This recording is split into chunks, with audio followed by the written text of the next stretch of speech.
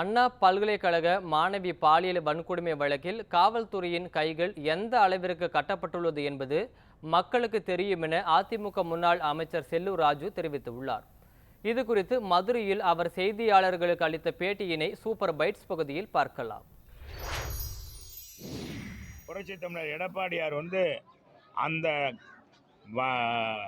அங்கே நடந்த சம்பவத்தை வெளிக்கொண்டு வருவதற்கு அண்ணா திராவிட முன்னேற்ற கழக தகவல் தொழில்நுட்ப பிரிவு அதை முன்னெடுத்து சென்றதனால்தான் மற்ற கட்சிகள்லாம் வந்தது. அதற்கு பின்பு பார்த்தீங்கன்னா எல்லாரும் பேசின உடனே இந்த அழுத்தம் கடத்துங்கிறதுமாக இன்னைக்கு பார்த்தீங்கன்னா இன்னைக்கு நிறைய யார் என்ற சார் யார் அப்படின்னு ஒரு தலைவர் குடியிருந்த கோயிலில் நான் யார்ன்ற மாதிரி அந்த கேஸில் இந்த சார் யார் என்று கேட்குற அளவுக்கு இன்றைக்கி சம்பவங்கள் நடந்திருக்கு. சார் யார் என்பதை உடனடியாக தெரிவிக்கணும். கமிஷனர் ஏன் ஒருவர் மட்டுமே சம்பந்தப்பட்டார் என்று அவசரமாக கொடுத்ததன் காரணமாக என்னன்றார்.